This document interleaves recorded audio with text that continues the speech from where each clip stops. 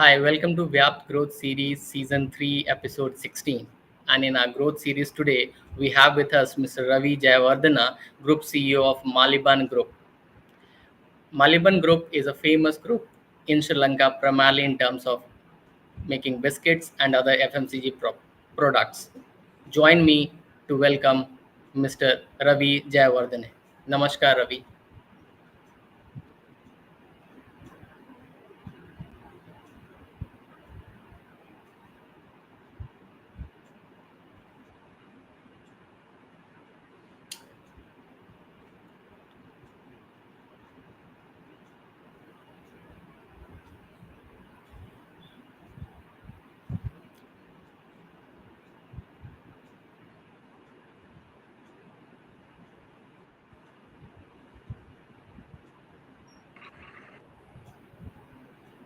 Okay.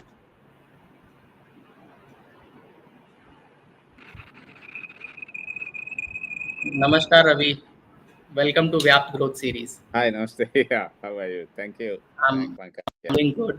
And pretty excited to have you on our platform, VYAPT Growth Series Season 3. Thank you for being on our platform. And we have some exciting questions coming up Yeah. for you, and we'll have some curiosities around to talk around various facets of the biscuit industry, primarily in Sri Lanka. So my first question to you is around the growth strategies. What growth strategies has been most effective in establishing a strong foothold for the biscuit industry, primarily from a Sri Lankan point of view?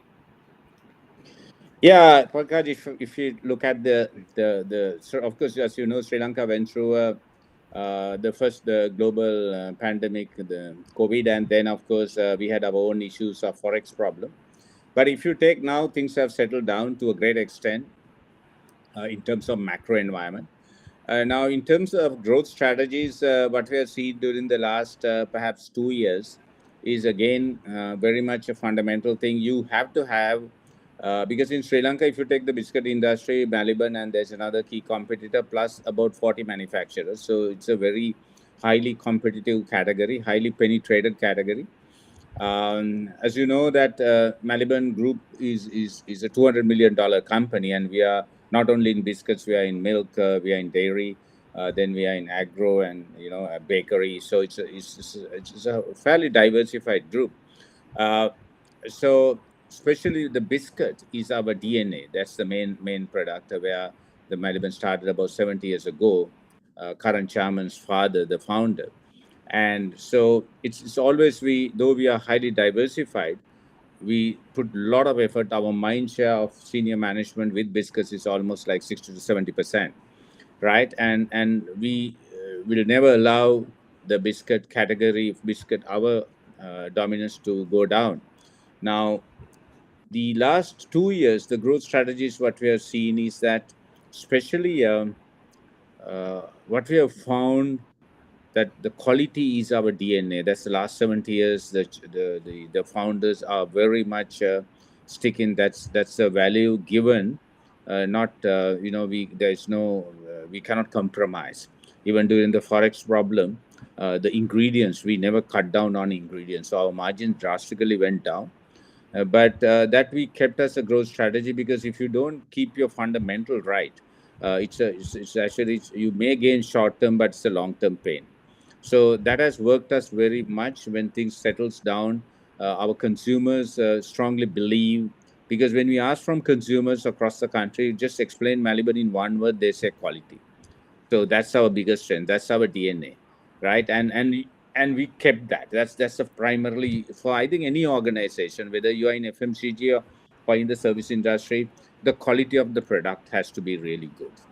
And when I say quality, the value that you give to the consumers at a certain price, where the consumers really say, okay, I get this product at this price, it's really value for me. That's from a quality from a consumer's perspective.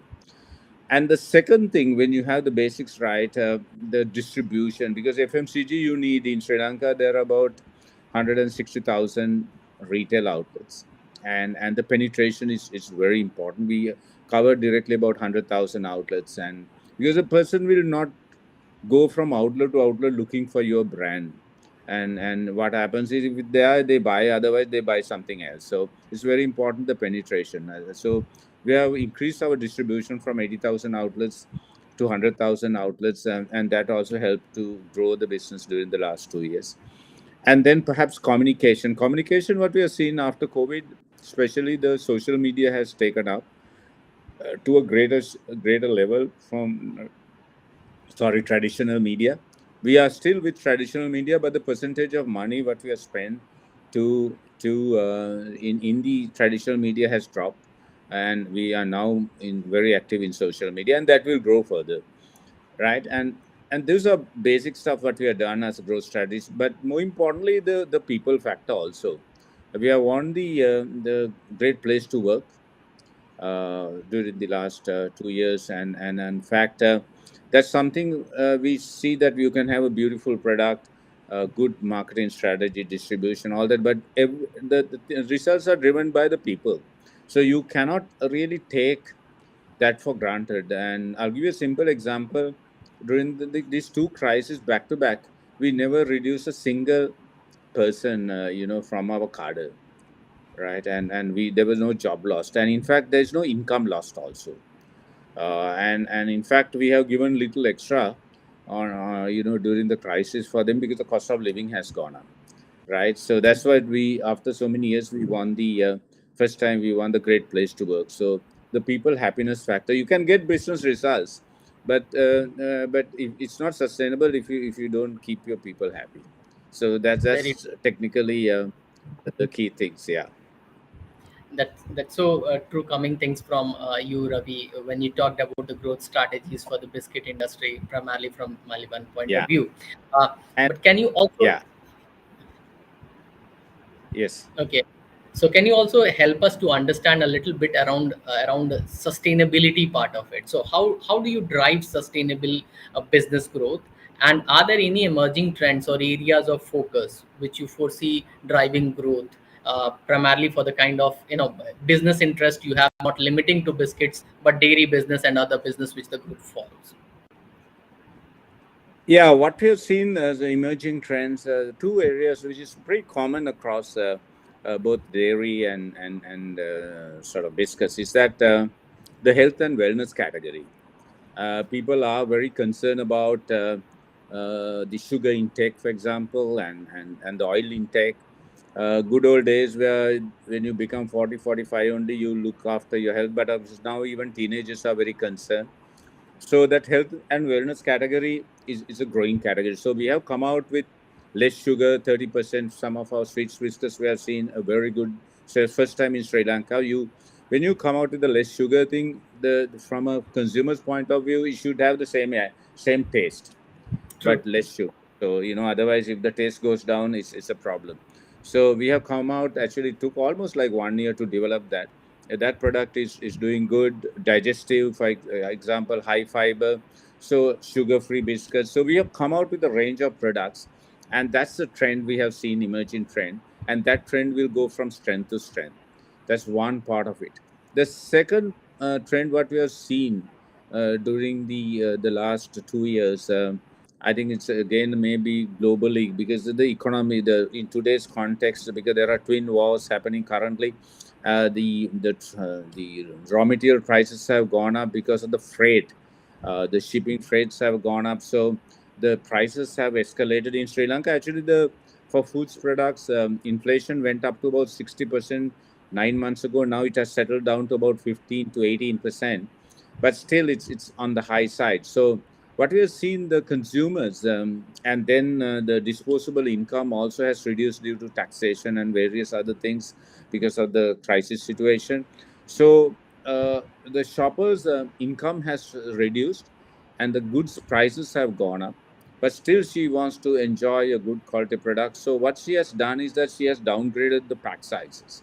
I'll give you a good example. For milk powder, the 400 gram was like contributing 80% for so many years. Now it has come down to almost like 50%.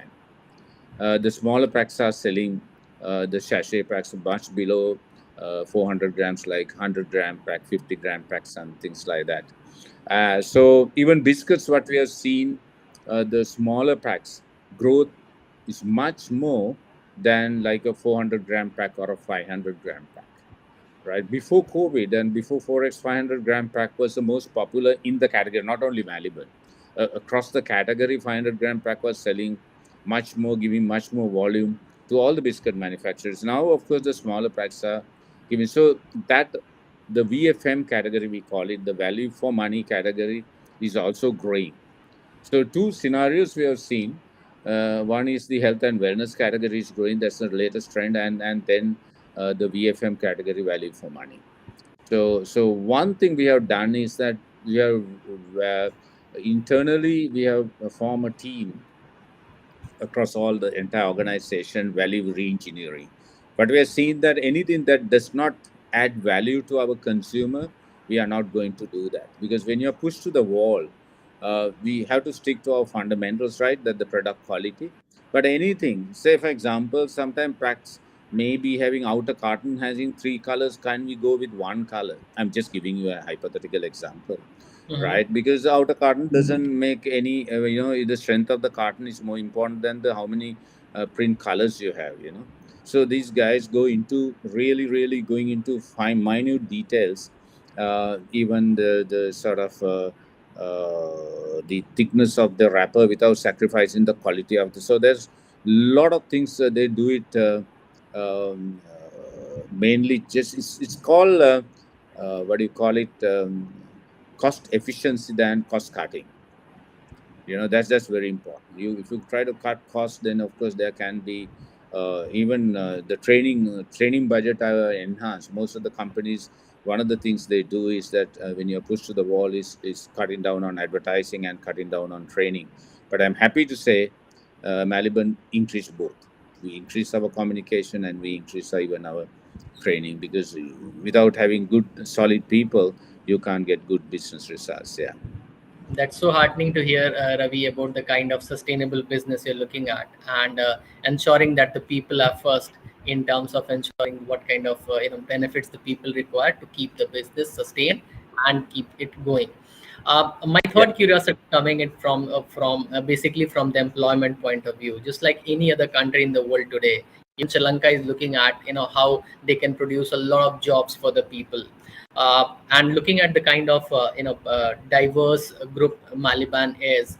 How crucial do you consider the localization of products or services to generate further employment in the country? And are there any specific technological advancement that's significantly contributing to the growth of the biscuit industry? In terms of the technology used for the biscuit industry, okay, if you take the total supply chain from raw material buying up to the end consumer, we use the technology. I'll give you a simple example. The sales reps are using Palm Top, and the Palm Top also. The software what we use is that by now, like yesterday's sales, I will know across the country how many outlets they have covered, by which brand, at what time they have put the bill, all kind of stuff. And then we do a lot of data mining, and to see what are the good areas, weak areas, all kind of stuff. So it's like we have a business intelligence center inside. So the technology is like a nerve center, and they work with the shopper marketing people, brand marketing people, and the sales people continuously, sharing that insights, and those insights comes from that the technology, definitely through it's because real time information.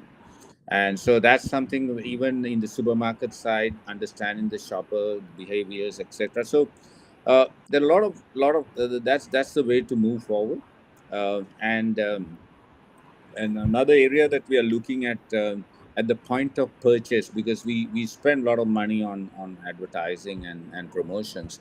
The real consumer behavior is truly tested at the point of purchase. So it's a new project we are embarking on, and on at the point of purchase, the shopper behavior understandings kind of thing, especially in the GT, because in Sri Lanka the GT, general trade, like in India perhaps, still around 85% of our sales come from the general trade. The supermarket side is still pretty low, it's around 15%. But in Western province, supermarket contribution is about 25%.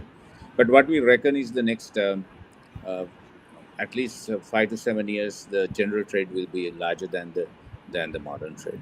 So the technology, not only in marketing and sales side, even inside a lot of the from HR to finance. We have SAP and all the sort of like product costing, the real-time information, and especially the management dashboards. I'm just comparing 5 years ago and now. There's a huge difference because, but we have seen the tech. The next one that we are going to do is using some AI tools, because that's something which is comparatively new to Sri Lanka in the biscuit industry, but that will add further value to the whole thing. Yeah. That's important part of the technology coming in, and it's heartening Yeah. to see how the group is using technology for its growth aspiration and also for generating more employment for the people. uh, Coming from the growth perspective to innovation and sustainability, and now on the employment side, I would like to move on to our next round, and the next round is called the flip round. Here, the guest becomes host and the host become guest. One question you can ask coming to me, and then I have to answer it in 30 seconds time. Please go ahead. Yeah, Pankaj, just I would like to ask you, because today we are working like in the biscuit industry. It's a highly competitive environment. There are a lot of consultancy firm. I heard that you're a consultancy firm. And what is your unique selling point, or what is the key differentiator that your consultancy firm, how you differentiate? Like Maliban is based on quality, we differentiate. And what is your key differentiator comparing with other consultancy firm? Yeah, That's a very valid question, Ravi, and thanks for asking this question. yeah, And this is a question which is asked by many organizations who are growing nowadays. Traditionally, the consulting firms have been primarily more from the strategy point of view or giving inputs point of view, market research point of view, and they were not responsible primarily in terms of implementation, ensuring that their strategy, whatever they have made, or the market research, whatever they have captured, is actually giving benefit for the organization by holding hand of the organization and getting into the kind of results they have actually promised in the strategy part. That's where VYAPT stands for, and we see there is a lot of gap in this particular part of it, because usually consultants, they come up with different strategies, different market research and other things, primarily in terms of setting the standard. This is where the growth takes you. But with yeah. VYAPT in picture, VYAPT helps the organization primarily in the implementation part as well. So not only limiting to the strategy, but implementation, helping you achieve what has been intended, keeping in mind the internal as well as external market conditions. So that's where I think VYAPT comes in picture, and I think that it's a need of the hour to not only just strategize but implement things. Oh, that's very good, because always what we have seen, having a blueprint strategy is only about 10 to 15% or 20% maximum. The execution is the key different factor. And if you can handhold with the companies, that will be great, because that's execution is always challenging. Yeah, yeah. That's Thank you so much. very, yeah. Thank you so much, Ravi, for asking this question. Now, I'll have a question for you, which is around learning on the go. You have been fairly successful in your career so far, leading a organization, a group which is around $200 million. We have seen how difficult it was time, for the entire world during Corona, and more so for Sri Lanka because of the turbulence in the economy, and then coming back, and doing the business to the great extent. And the world has seen the kind of resilience the group has. The world has seen the kind of proactive, people oriented policies the group have, and also the kind of quality the group maintains for whatever the products it carries. I'm sure it definitely comes from some of the lessons you might have learned during your school days, or maybe from your family, or maybe during your business activities with your colleagues or friends. So can you narrate an incident which has been a source of incredible learning for a leader like you? Oh, yeah, sort of. I can tell you, especially. just I'll take one example. There are many, but I'll fish out this one. When COVID happens, and it was like a completely entire, not only in Sri Lanka, entire world. There was a lot of, it was a like completely a different new thing, right? And first time in Sri Lanka we had this we had military curfew before, and people are quite used to it, especially during the war. But the health curfew, and suddenly you lock down areas, and you don't, there are a lot of unknown factors. You don't know how the germ is, this virus is spreading, this that. And I do have in this Maliban Group roughly about 3,500 people, and we have a management team, the board and the management team. And one of the things that we learned then, when you get caught to a very unknown, questionable time period, which is a common thing, and decided, okay, how to handle this. And one of the key learnings during that time, one or two key learnings, is that we try to put, we be right on top of things we can control. This can happen in business, this can happen in personal life. Because I'll give you a simple example. Producing a quality biscuit, and in fact, during lockdown, we had a problem of getting the factory people to the head office. And so what we did, we used all the health support, the police support to get the people. So that is was within our control of getting the people to the factory to produce. And even when the lockdown happens, that what we did, wherever possible, salespeople are working sometimes starting 6 p.m. to 9 p.m., and that is within our control instead of 8 to 5.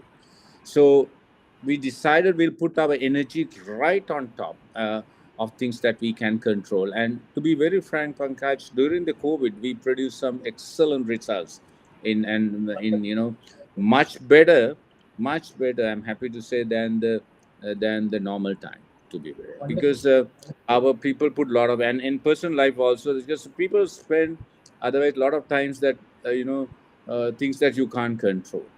And the second thing, in a very negative, today we live in a extremely hostile, negative environment in general. If you expose to media, you will see a lot of 80-90% all challenging information. So keep the people's motivation levels high internally. So we actually shared some good achievements, good success stories, creating that positive environment also really add to help us to go through the crisis situation. So that's one of the two key learning things which I can tell you, is that having that positive mindset. In fact, I can tell you that after that we thought, okay, even in recruitment now people do have basic qualifications, so experience is a hygiene factor. But now hiring people for their attitude has given better results. And in fact, we learned that. I learned it during the COVID crisis, to be very frank. Yeah, that will govern your attitude. Yeah. And that's very important. So those are the two key learnings, just to give you an example. Yeah. It's so wonderful hearing from you, Ravi, around the two key learnings which you just shared. And I'm sure, obviously, COVID was a very tough time for all of us and for every country of the world. And, Yeah.